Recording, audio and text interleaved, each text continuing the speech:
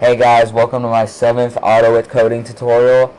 Today I'm going to be showing you how to make checkboxes, combo boxes, and radio boxes inside a GUI and then attach functions to them.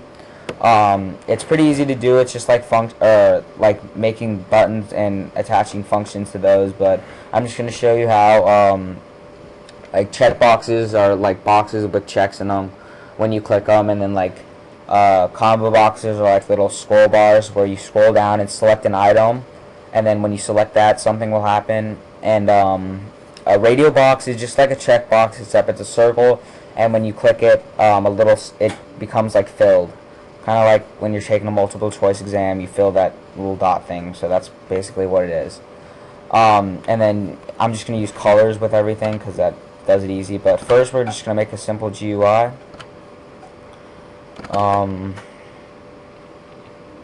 It's not going to be big and it's not going to have anything in it. It's just going to have a window.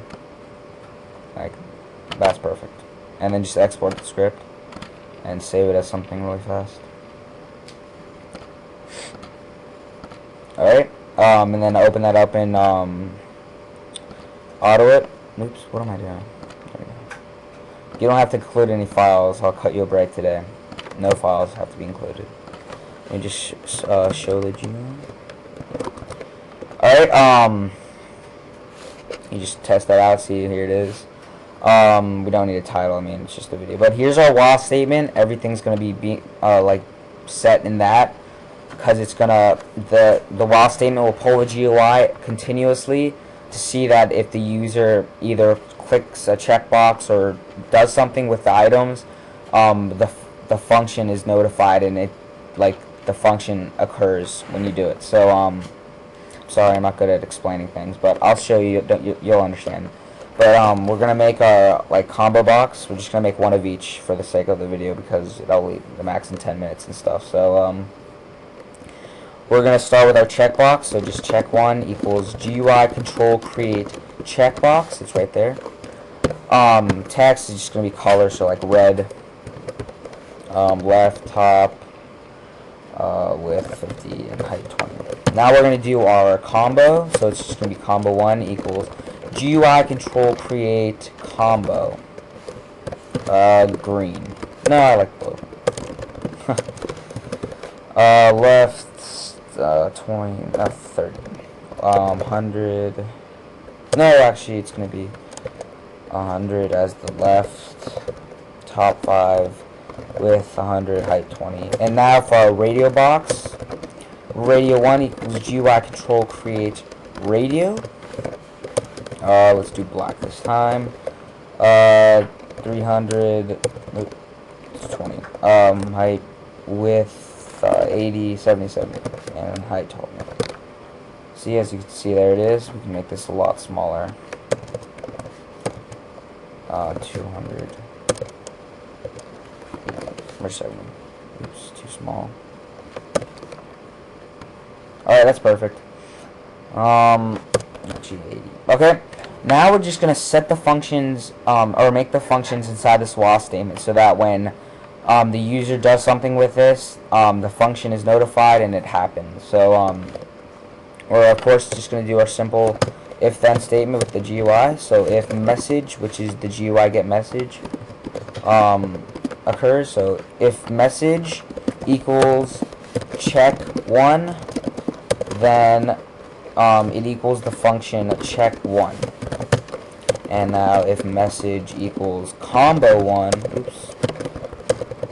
combo1, then, wow, I'm so used to with the equals, then it equals combo1, the function combo1. And now last but not least, the radio. So if message equals radio, can't spell, then it equals the function radio1. So the GUI will continuously pull for those results. If you click the checkbox, select the combo box, or click the radio box, these will be notified, and whatever happens in those functions, it will happen. So now we're just going to go ahead and make the functions. Function of check1. We're just going to use message boxes because they're the easiest. no title, text, you selected the color red, and end function. Now our function for our combo box, combo 1, just a basic message box. No title, you selected the color blue, end function there.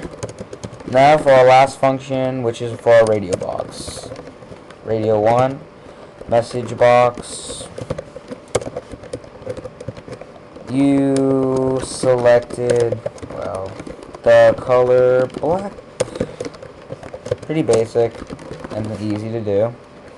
Now we're just gonna go ahead and see if it works. So we're gonna get, this is gonna see if it's gonna be able to tell if we click one of these three. So if you click this, it's gonna notify that function, and that's gonna occur, that function right there.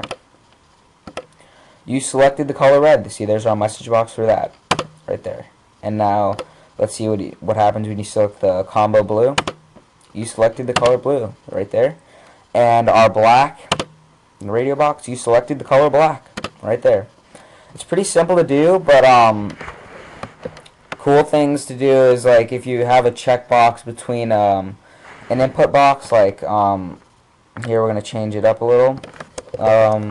Include a name, and then it's gonna be disabled in the window. So in order for that, for the user to be able to input something in that input box, you're gonna have to click the checkbox.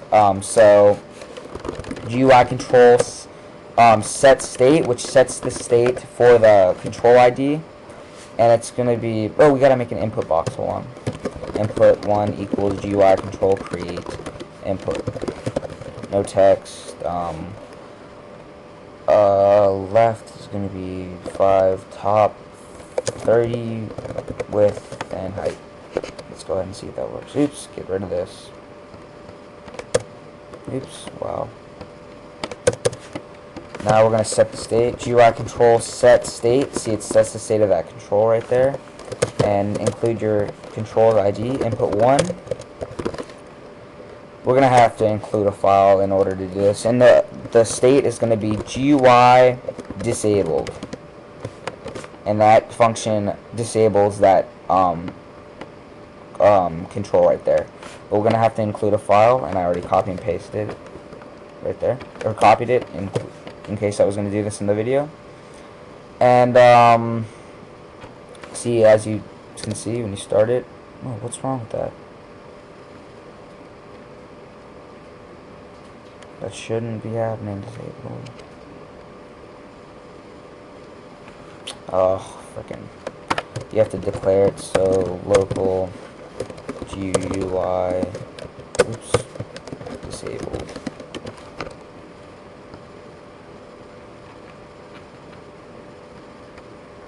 Wow, why isn't it working? It should be working. This is pissing me off. GUI disabled. Maybe it's disabled. Yep, it's disabled. See, I can't click on it. Okay, and now we're just gonna do, here, make this a little bit sure. Make sure. Okay, include name. Oops. And now, so what happens when you check that box? It's gonna do GUI control set state, and you're just gonna do input 1 and make it enabled so that people can click in it, or like insert text, and it's gonna be enabled. So include name enables it, and there you go. Blah blah blah blah. Make sure what happens. You see, you can't click it. So I hope you enjoyed my rush completely 7th AutoIT tutorial, and my 8th tutorial should be out soon. So please rate and comment and subscribe if you like my other tutorials. View them too. Wow, I just completely stuttered really bad. View my other videos as well. They're pretty sweet. Alright, see you.